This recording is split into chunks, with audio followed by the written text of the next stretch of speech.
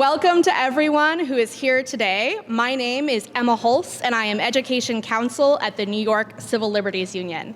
I am proud to be here today to represent the New York Right to Read Coalition. Woo! We are a group of librarians, teachers, authors, publishers, parents, booksellers, and advocates committed to protect the right to read here in the great state of New York. Free expression is central to who we are as New Yorkers. The right to speak, write, and publish freely is in our state constitution, and that commitment has made us the cultural heartbeat of this country. It has given rise to a vibrant and dynamic publishing industry and made us a welcoming home for creators and authors. But today, the right to read is under attack everywhere, even here in New York. As book challenges have proliferated across the state, they have targeted books by and about Black, Latina, and LGBTQ authors and characters. It is so important that we take steps to protect these critical stories. Across the country, legislators have sought to restrict what can be taught in schools at the same time that courts have pulled back on our critical First Amendment protections. New York must lead. The legislature can do that by passing two bills this session. The first is the Freedom to Read Act, which would require all districts to have a clear and rigorous process in the event of a challenge. It would also codify the holding and Board of Education of the Island Trees and forbid the removal of books because of ideological disapproval or the identity of the characters or authors. It would also provide critical protections for educators and librarians who select books in reliance on district policies. The Open Shelves Act would do the same for public libraries by protecting librarians' ability to curate diverse and inclusive library collections. We need the legislature to take action on these bills. It's amazing to be here because it's 2026 and we have to be here. I wanted to just talk for a moment about what's been happening, especially from my perspective in communities of color, people of the global majority. Our books are getting banned at disproportionate rates to other folks' books. And I think that this is not by accident, it's absolutely by design. When we take these stories out of the hands of our young people, they don't get a chance to do what Dr. Rudine Sims Bishop said. And for those of you who don't know, Dr. Rudine Sims Bishop started the multicultural children's literature movement. She said that kids need both mirrors and windows in their literature. Mirrors so that they see reflections of themselves in the literature, and mirrors so that they see into other experiences, other lives, other worlds, and have empathy for the people who are not like them. And we are seeing a time where these mirrors and these windows are being taken from our young people. We know that a lot of the books being banned are by the letters, by our books about folks in our queer communities.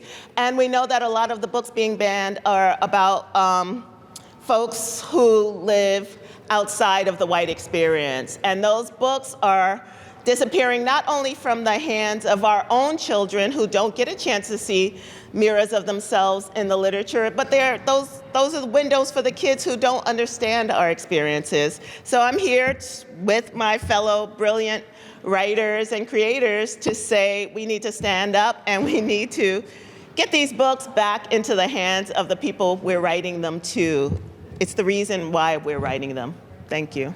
It feels like a huge honor to be here together. I'm proud to be here. And I think that this hour that we're spending together is really an opportunity to celebrate something that we cherish, the freedom to read. The freedom to read about history, about justice, about science, about the many ways of making a life, making a family, making art.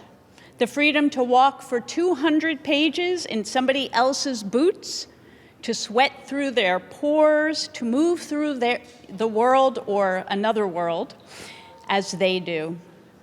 I write books for young people, and most of them are New York stories. Only one of them has been widely banned in American school districts, as far as I know. That book was taken away because it tells the story of a fifth grader whose dad, like mine, is a gay man. But my dad wasn't openly gay when I was in fifth grade. He didn't come out to his loved ones until he was 59 years old. When he was a young person in a library in the world, he looked around and recognized what was missing. No one had to tell him that he should not talk about how he felt. It was obvious that there was no place for those feelings, a big part of his identity, in his world. I am, just barely, a native New Yorker. My parents moved here when my mom was 8 months pregnant. I grew up here, went to college and law school here, got jobs here, got married here, raised my kids here. When it comes to New York, I have always felt pride and gratitude. Like all New Yorkers, I think that New Yorkers are great, not narrow-minded, not cruel. I grew up believing that we are naturally resistant to small ways of thinking, but I can't assume that New York is safe from book bans that have already deprived so many American children of the freedom to read, including some in New York. Stories are how we understand ourselves, our world, and one another. Books allow us to comprehend things impossible to see on our own, things like the past, the subatomic, and the way other people feel. And they spark our curiosity about the world. But we also read the absences in the story world, because the absences are also stories, powerful ones. They tell us that our joy or our suffering is invisible. The absences tell us that we have no place here, no history here, no future here. Laws are not stories. Laws are messages and tools, again, powerful ones. We can't pass up this chance to embrace and protect what we cherish, the freedom to read and our librarians. April is National Poetry Month. I learned to read and to love books at my elementary school, PS 75, also known as the Emily Dickinson School. So I want to finish with one of her poems.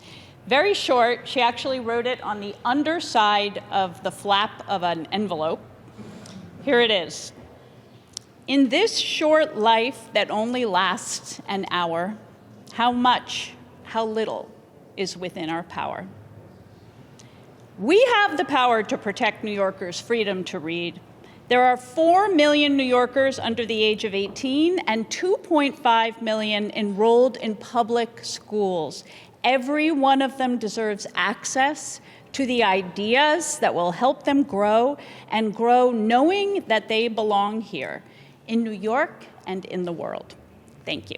Before I say my prepared remarks, I just want to reflect on especially Jacqueline's image of the mirror and the window, but also, both of those were beautiful comments. I am the mother of a trans 20-something who absolutely lights up when he finds a piece of literature that reflects his experience back to him and recognizes the humanity and the difficulties of that experience. And it has made me really understand just how critically important for our health and safety and our ability to navigate the world literature is. So I am tremendously honored to be here with this all-star cast of authors and legislators, and I'm proud to be the prime sponsor of both of these bills, the Freedom to Read Act and the Open Shelves Act. And I have to shout out Eric Vandervoort, my legislative director, who has worked so hard on both of these and bringing everyone together. The aim of these bills, in a nutshell, is to say, we trust librarians. And we want kids to have access to the broadest range of age-appropriate inspiration possible. We want them to experience and empathize with brown girls dreaming, kids with two dads, a kitty who gets hangry. I have one of those. In a previous life, 20 years ago or more, I taught Russian literature, and my focus was on how censorship affects not just the written word, but how people read, and how that in turn shapes a society. In the Soviet Union, a lot of censorship was political, but it also reinforced strict cultural taboos and enforced a lot of rewriting of history. What I saw when I studied in Russia in the 1970s was a population that was afraid to imagine anything better than the gray and regimented and frankly pretty depressing world they lived in. The authors here today, and the publishers and the legislators, but the authors especially, dedicate their lives to helping young people imagine something better, helping all of us imagine something better. And we are all better off when their vision can get out to the broadest possible audience. So thank you for helping get these bills across the finish line. I cannot wait to see them signed into law. Thank you.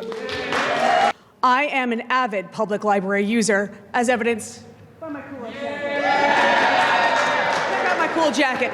Any opportunity I can get to wear it. I'm also the mother of a 9-year-old, and I know that when I go to the library, there are experts that have curated those collections so that my son, who lives in Pittsford, New York, and has a very particular mindset, can experience other cultures, other ideas, other people, other ways of life through books. And he's been doing that since he was a baby in my lap. And I know that the people who oppose these laws are not just concerned about what their children read. They're concerned about what my child reads. And that's not okay, because I get to decide what my child reads. And when people are banning books, they're banning ideas not just for them, but for you. So we're here to make sure that we trust the experts, that we put the power in the hands of our librarians, and we protect children all across our state to be able to experience what we believe they should experience, not what other people believe. Thank you so much. I support these bills, and thank you to the sponsors. Just earlier today, we had Jacqueline Woodson come meet before the Black, Hispanic, Puerto Rican, Asian Caucus, and she read this beautiful book called The Day You Begin. And I say this is important because when she read a chapter, it talked about a girl with curly hair, just like me. When I was young, I didn't see a book that had a girl about curly hair. And it made me realize, and I knew for so long, that these two bills that we talk about here today are so essential. We are fighting for democracy today because we know that democracy is in our books. And so we stand with the authors, the publishers, the two sponsors of the bill, making sure that we get this done this legislative session. Because you know that there is an attack on our communities. Whether it's the repealing of DEI, the firing of black women in the public sector, and the banning of books, this is all a systematic effort to suppress what makes our country beautiful, our diversity. But we say here today, not our books, not our libraries, and we stand proud and tall to ensure that we're fighting for this. And so, really quick, back to my notes, I want to tell that personal story. Because we see that from school districts to public libraries all over, there is a growing removal of books. And being from Long Island, I see it. Time and time again, we see school boards taking books off the shelves, using their autonomy because they feel that they know what's right. But as a mother of 3, I want my kids to have a diversity of reading. I want them to see a diversity of perspective. And as a caucus, we believe that they should have these diversity of perspectives. So we stand supporting these legislation because we want to protect students' rights to learn, we want to support educators and librarians, and we want to make sure every New Yorker sees themselves and expanding opportunities. And so I hope that we can get these bills done this session because we cannot let the federal government dictate what happens in our libraries. We cannot let outliers and people who want to divide us dictate what books are on the shelves. And we stand here proud and in solidarity to make sure that these bills get done. So thank you to the sponsors and thank you to the coalition. Jacqueline, will you come up? I'm bringing Jacqueline back up because during the caucus meeting, I was so inspired by her story, your background, and the books you've written. I'm Assemblymember Tony Simone. I represent the west side of Manhattan. Jacqueline came before the caucus before and told us about how books are mirrors, how we see who we are through these books. And, you know, we should have the freedom to love who we want to love. We should have the freedom to know our history. We should have the freedom to know what our democracy stands for. We should have the freedom to read. And I say this by reading one quick passage before I go into my main point of my remarks, is the party told you to reject the evidence of your eyes and ears. It was their final, most essential command. And if all others accepted the lie, which the party imposed, if all records told the same tale, then the lie passed into history and became truth. We are living in challenging times where up is down and down is up. And I want to commend the librarians and all the authors here for being here with us today, the advocates, the legislators who support both of these great bills. We are in a time of unprecedented censorship. When I grew up, when I was in the closet as a high school student, I worked in the library. And I literally would hide behind the shelves to read about great advocates and LGBT leaders like Harvey Milk and others, Martin Luther King, about the civil rights movement. And I would hide because they didn't have these books for some reason in my school, in Miami, when I was there for the 2 years of high school. And I asked why. So this movement and this bill inspired me and many of the stories. As a little black girl or brown boy, you should be able to know your history. As a gay teen, you should be able to know about what happened during the HIV/AIDS epidemic, how our government let us down. No group like the Moms of So-Called Liberty, no extreme radicals at any side of the political spectrum should be able to ban books in America. That happens in places like the great Senator May said, in the Soviet Union. It shouldn't happen anywhere, and it shouldn't happen anywhere. It leads to suppression of ideas. It others us. And the reason why these bills are so important to me in this movement is nowhere in this nation, not just the fact that it's happening in New York City is shocking. They tried to ban books on transgender kids. Transgender kids exist. Get over it. They've been here from the beginning of time. And we're not going anywhere. So we need to pass these bills. We need to not be afraid if some school board gets upset. We amended the bill so it would make it a little bit easier for them to weigh in. But no parent, and look, this doesn't take away parent rights on an individual child. If you don't want your son or child to read that book, that's fine. But you shouldn't ban it for other kids. You should have an expert, like my great colleague said before, Assemblymember Lunsford. An expert should decide what's age appropriate, not an ideological group. Librarians shouldn't be harassed by the right wing or this president about what we want to read. If anything, he should read a little bit more. We need to ensure we have the freedom to be who we are in our democracy and the fact that we have the freedom to read. I'm so glad to be here and to start this week with books and inspiration for all of us. Like my great colleague, Assemblymember Simone, I also started my first job at the school library, reshelving books with the Dewey Decimal System. I was so proud of myself. The world has gone a long way since then, although I see all the books still have the little strips, and it makes me very happy. I'm just going to add to what everyone else has said, and I think it's important that we all say it and we all speak it loudly, that this is about a curiosity, this is about magic, this is about exploration, for everyone to be able to walk into a library and find themselves, see themselves reflected there. This is, for me, the open shelves Act is the public library equivalent of freedom to read. And what's so important about this for all of us to remember is that it is a community library. It is a community library for the community. And when we selectively remove books, it's no longer representing the community. When people walk in and they don't find themselves there, they are being told that they don't belong. They are being told that it is not their community library. It is everyone else's but theirs. This is more and more and more public libraries, community libraries have become that third space where people not only read books, find books, but they build community. They find actually resources like food and shelter from a storm, and in some places now we are finding that that is where people can get clothing and doing clothing swaps. More and more and more libraries are becoming that resource for communities. And again, if we make that a place where they feel they don't belong, we are dividing our community and also creating a greater inequity in all access to those resources. So I stand with all of my colleagues. This is not against any group at all. This is freedom for parents to choose, freedom for communities, and for each one of us to feel like we belong. So thank you everyone so much. Thank you to all the librarians. Thank you so much for the coalition. And let's stand together and get these done. Thank you to Penguin Random House, to the bill sponsors, and to the authors and advocates standing here today. I'm proud to stand with you in support of the Open Shelves Act and the Freedom to Read Act. I represent Assembly District 35, Corona, East Elmhurst, Lefrak City, Regal Park, and Forest Hills. It's one of the most diverse districts in the country, and our public libraries and school libraries are where that diversity comes alive on the shelf.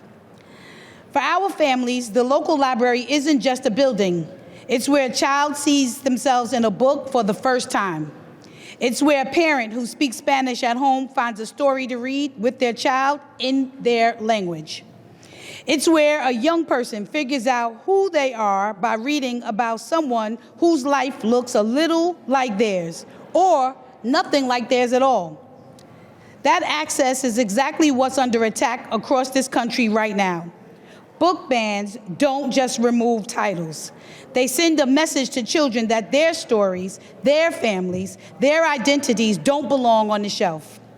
New York has to be different. The Open Shelves Act and the Freedom to Read Act say clearly, in this state, librarians and educators get to do their jobs. And readers, especially young readers, get to choose their own books and their own futures.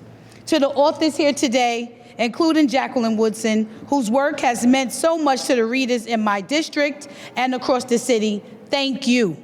Your stories are the reason this fight matters. I'm proud to support these bills, proud to stand with my colleagues who are leading them, and proud to bring the voices of my district, District 35, our families, our students, our librarians, to this moment. Thank you.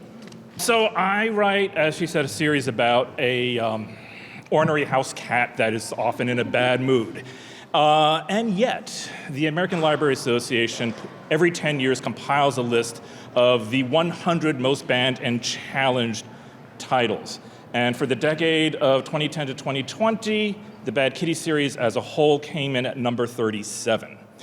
To put that into context, Lolita came in at 73. So take that, Nabokov.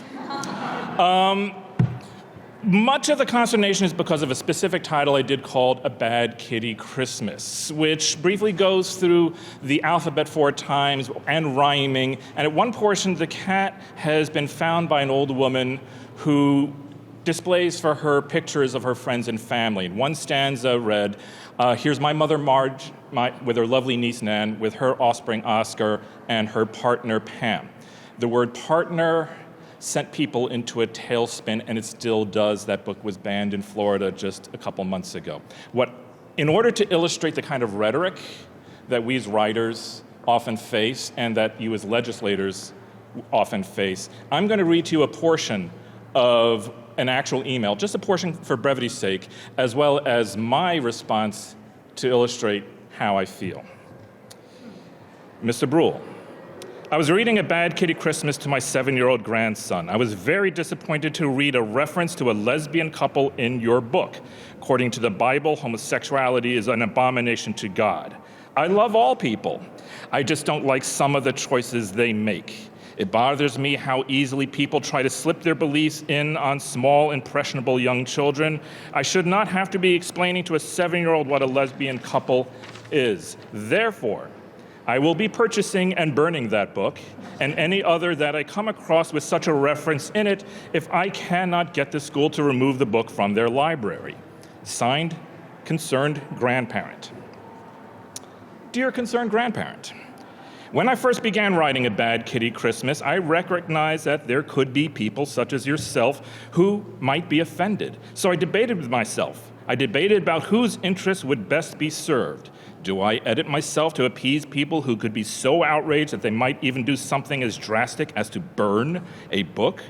Or do I write a book that could potentially speak to that kid out there who actually has 2 mommies? That kid won, because like it or not, Concerned Grandparent, that kid exists. In fact, there are a lot of those kids, and those kids deserve to see their world represented in a mainstream book as much as any other kid out there. Signed, Nick Brule. To put it in a broader context, libraries and school libraries are often the only place where kids can make choices for themselves. And the choices they make are in the books that speak to them. When we remove those books, we may even eliminate that ability for those kids to see themselves and to even potentially see their future. I don't think I'm being excessive in saying that protecting our ability to read protects our ability to choose and see our future as a part of a democratic society. Thank you. Thank you for inviting me here to be here, good people at Penguin Random House. My father would say, "You are my kind of people." As a daughter, it is a beautiful thing to see the full measure of who my father was. I have the long view now. I believe some of his happiest years on earth were spent at Short Ridge High School, the public school he attended in Indianapolis. Wherever my father is now, he is reciting the names of the teachers and the librarian who never suggested he stay away from reading certain books. He called these public servants saints. That was the rich soil in which his young talent grew. That was the America he loved and the America he actually fought for. By the time he was 20, the book burning fires were raging in Nazi Germany. He joined the United States Army to fight that fascist regime. As much as he hated war, he hated bullies more. In 1973, the school board in Drake, North Dakota, ordered the burning of over 30 copies of Slaughterhouse-Five in the school furnace below the cafeteria, citing the book's coarse language and content.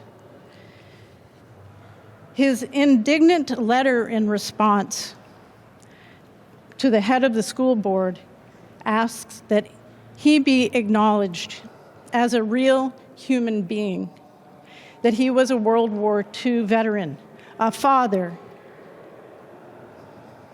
and a man who needed to make a living writing books. In a telephone interview, before he got around to writing that letter, he was interviewed on the phone, and he asked the person on the phone, "Is this even legal?" That my father had to ask that question breaks my heart now more than ever. The burning stopped in North Dakota because of public outrage across the country. I believe my father thought that would be the end of it. He would be here if he could to address the bullying and attacks that are being heaped on the public servants in institutions he so revered. His indignation would have been spectacular. With our various gifts of humane vigilance, I hope we can be very real people for each other and go from there. Thank you. Whose schools? Our schools. Whose libraries? Our libraries. Whose schools? Our schools. Whose libraries? Our libraries. Thank you all so much for coming today. I want to use my MC privilege to end on a deeply personal note. I read Slaughterhouse-Five when I was in middle school because my middle school history teacher put it on a summer reading list. I read 50 books that summer. I didn't have anything else to do, and they all came from the public library in my city. And those books, the books that my parents, that my teachers, my librarians, and my local children's bookseller gave me over the course of my youth, made me who I am today. And today I do this work so that my 3 daughters, the one who is already a great lover of books, particularly recently Richard Scarry, and the 2 that I am carrying, will know what it is like to have your heart and your mind blown open by a book. Thank you all so much today, and let's get these bills passed.